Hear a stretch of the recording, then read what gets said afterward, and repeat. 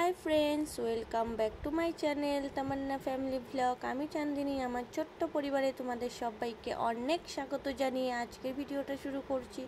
तो फ्रेंड्स देखो आमादेर बाड़ीते कि सुंदर सादा रंगेर गोलापी रंगेर फुलगुलो फुटेছে, एतटा सुंदर लागछिलो देखते, ताई आर कि तोमादेर ना देखिए पारलाम ना। तो जेहेतु आमी बेश कदिन बादे भिडियोटा करछि, तो किछुदिन आगे फुलगुलो फुटेছিল, तो तोमादेर साथे शेयार करब बोले आमी आगे थेके तुले रेखेছিলাম। এতটা সুন্দর লাগছে না দেখতে, কি বলবো তোমাদের। তো চলো ভিডিওটা এখান থেকে শুরু করলাম, স্কিপ না করে পুরো ভিডিওটা দেখতে থেকো। তো ঘুম থেকে উঠে পড়েছি, তো মাকে দেখো বাবা এখন সুগার টেস্ট করছে। তো বাড়িতেই মেশিন আনা হয়েছে, তো যেহেতু মাকে ডাক্তারের কাছে নিয়ে গিয়েছিল, তো তখন কিনা হয়েছিল এই মেশিনটা, তো যেটা বাড়িতেও আর কি নিয়ে চলে এসেছে। তো এটাই এখন সকাল সকাল বাবা আর কি সুগারটা টেস্ট করছে। খালি পেটে একবার টেস্ট করতে হয় আর খাওয়ার পরে একবার টেস্ট করতে হয়। তো এটা খাওয়ার আগে দেখো কত পয়েন্ট সুগার আছে, তো 96। তো বর্তমান মার সুগার লেভেলটা অনেকটাই মানে নর্মালের মধ্যেই আছে, তবুও যে কেন এই সমস্যাগুলো হচ্ছে কিছুই বুঝতে পারা যাচ্ছে না। কারণ মার এখন সমস্যা হচ্ছে ফুলে গেছে, পেট ফুলে গেছে, হাত পাগুলো ফুলে গেছে, সেটা তোমরা দেখেই বুঝতে পারছো।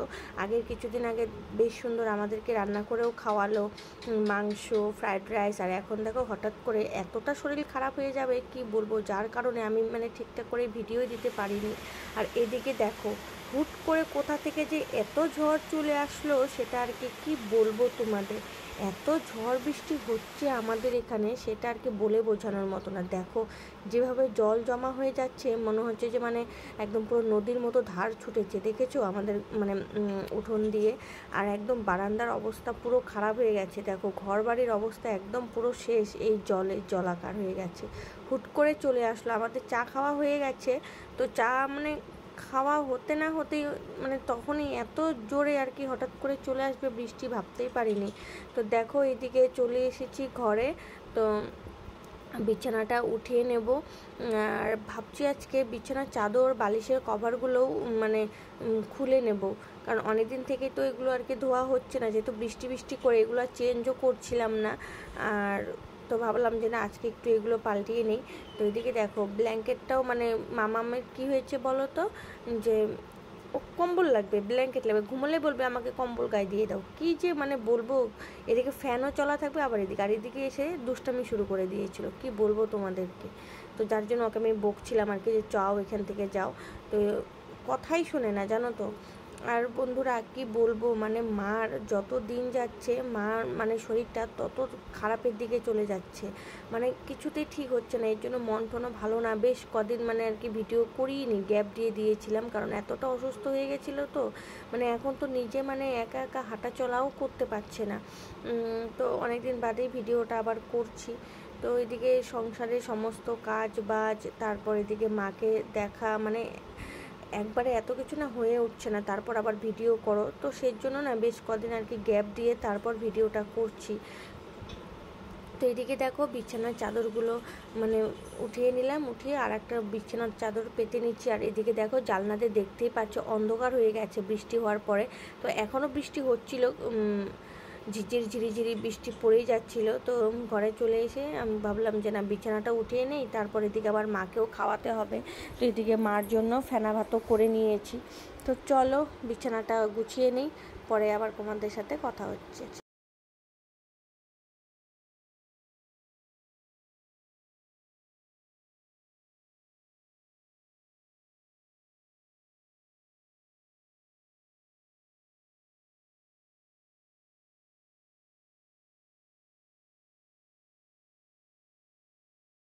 তো ফ্রেন্ডস ওই ঘরের বিছানা তুলে ঘরঠর একদম ঝাড় দিয়ে চলে এসেছি।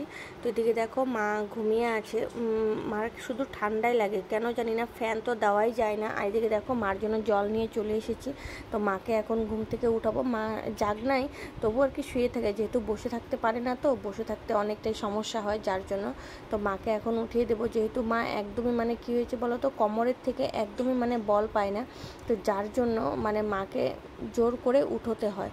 এরকম এরকম কষ্ট কোনো মাকে জানি না দেয়, মানে এটাই ভগবানের কাছে প্রার্থনা করব। কারণ আমার মা যত কষ্ট করছে না, কি বলবো তোমাদের, মার কষ্ট দেখে আমার নিজেরই কষ্ট লাগে জানো তো।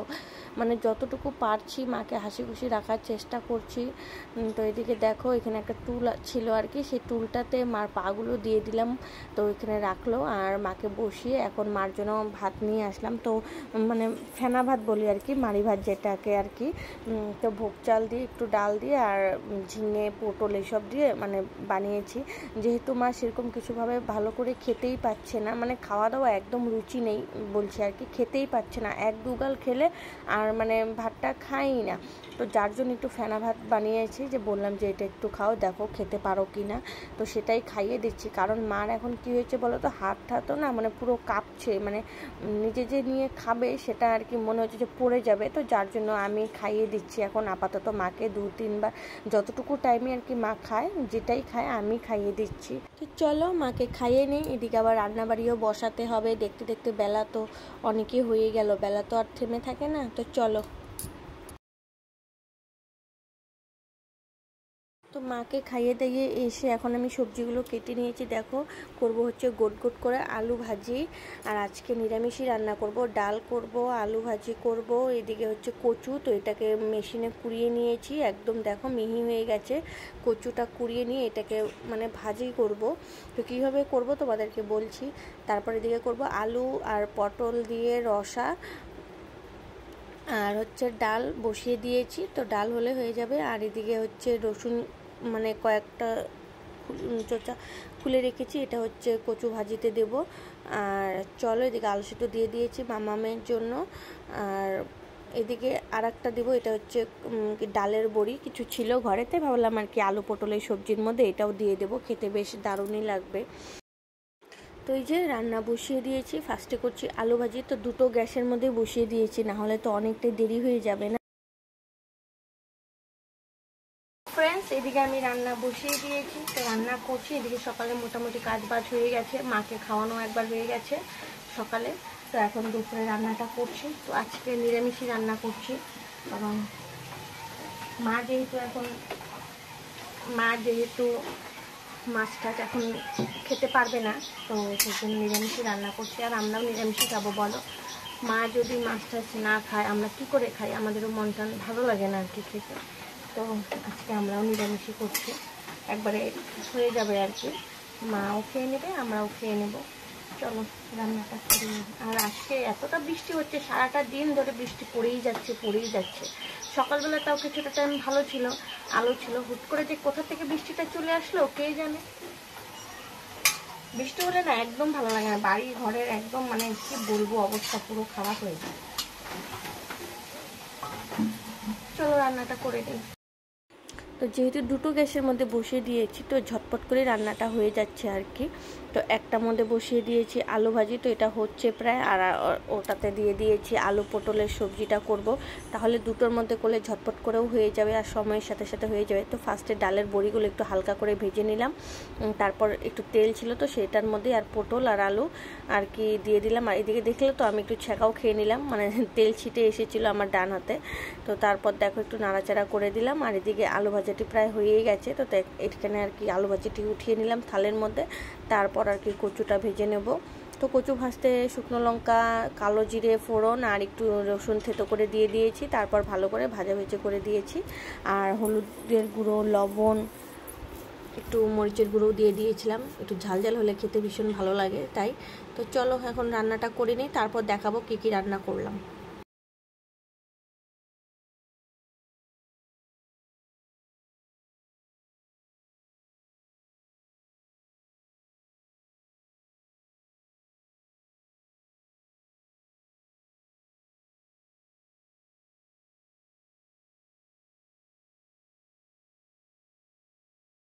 তো এই যে ফ্রেন্ডস রান্না হয়ে গেছে, এই হচ্ছে কচু ভাজি, দেখো কি সুন্দর হয়েছে।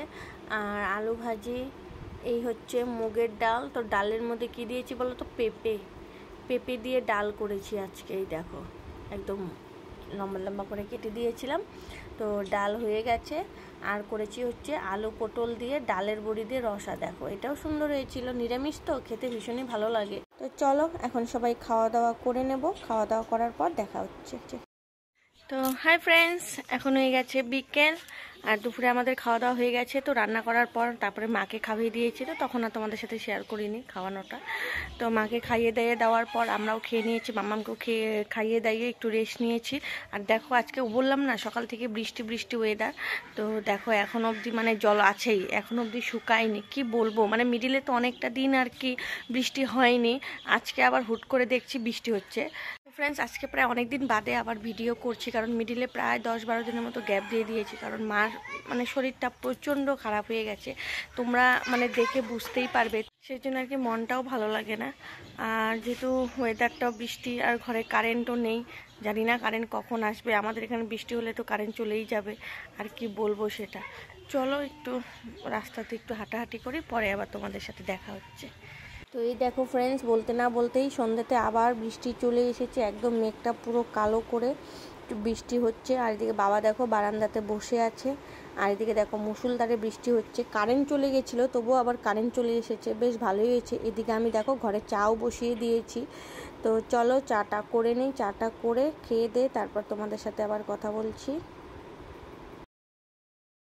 আমাদের চা খাওয়া হয়ে গেছে, তো এখন আমি এসেছি হচ্ছে মাকে একটু পরিষ্কার করে দেব। পরিষ্কার বলতে চুলটা বেঁধে দেবো, যেহেতু মা তো আর একা হাতে চুল বাঁধতে পারে না, তো মাকে আর কি চুলটা খুলে বেনি করে দেব।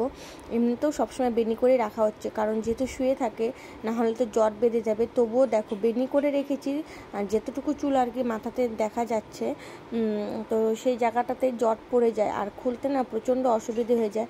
আর কি হয়েছে বলো তো, মার এখন এত চুল মানে পড়ছে, সেটা মানে বলে বোঝানোর মতো না, এতটা খারাপ লাগে না দেখলে, কি বলবো তোমাদের। এত ওষুধ খাচ্ছে, তো সেই ওষুধের পাওয়ারেই আর কি চুলগুলো একদম পড়ে যাচ্ছে, মানে চিরুনি দেওয়াই যায় না, চিরুনি দিলেই অনেকগুলো করে চুল পড়ে আর কি মাথা থেকে। দেখো আমি যে মার চুলের জটগুলো ছাড়িয়ে দিচ্ছিলাম, একদিন বাদে মানে মার মাথাটা আঁচড়িয়ে দিই, রেগুলার তো আর আঁচড়ানো যাবে না। দেখো এদিকে জট পড়ে গেছে, আর আঁচড়াতেও অনেকটাই কষ্ট হচ্ছিল, তো তাড়াতাড়ি করে মানে চুলটা আঁচড়ে বেনিটা করে দেবো, কারণ মা তো আর বেশিটা বসে থাকতে পারবে না, কারণ বসে থাকতে অনেকটাই কষ্ট হয়ে যায় প্যাটটা নিয়ে, যেহেতু প্যাটটা প্রচণ্ড পরিমাণে ফুলে গেছে, তো সেই জন্য। তো কি বলবো বন্ধুরা, এতটা দুঃখের মধ্যে আছি, মানে তবুও তোমাদের সাথে একটু হাসি খুশি করার চেষ্টা করি, ফানি ভিডিওগুলো আপলোড করি, তবুও তোমরা কেউ দেখো না, কমেন্টস করো না, মানে এতটা সমস্যার মধ্যে চলছি, কি বলবো সেটা আর কি বলে বোঝানোর মতো না ফ্রেন্ডস। এত মানে মার শরীরটা যত দিন যাচ্ছে তত আরও বেশি অসুস্থ হয়ে যাচ্ছে, তত আরও বেশি খারাপ হয়ে যাচ্ছে, এর জন্য মন টনও বেশি ভালো লাগে না বন্ধুরা। তোমরাই বলো এরকম সিচুয়েশনে কি ভালো থাকা যায়? তবুও একটু তাও হাসি খুশি থাকার চেষ্টা করি। আর দিকে মাম্মাম দেখো দুষ্টামি করেই যাচ্ছে।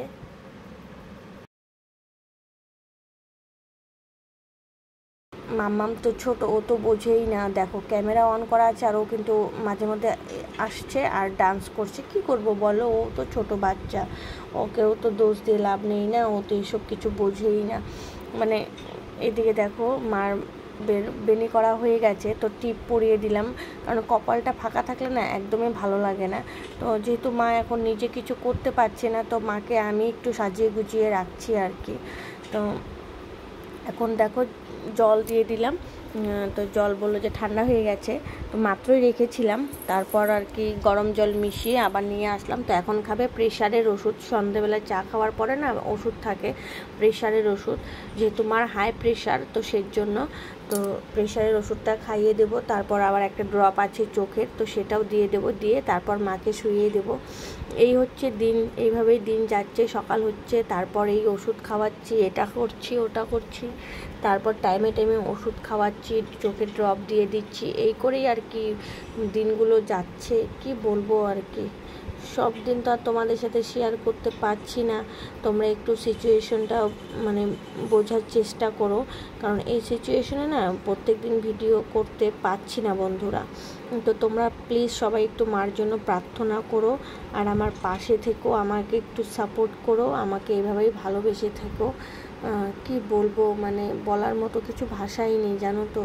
চলো তাহলে ফ্রেন্ডস, আজকের মতো ভিডিওটা এখানেই শেষ করছি। চলে আসবো আরও একটা ভিডিও নিয়ে। আজকের জন্য টাটা।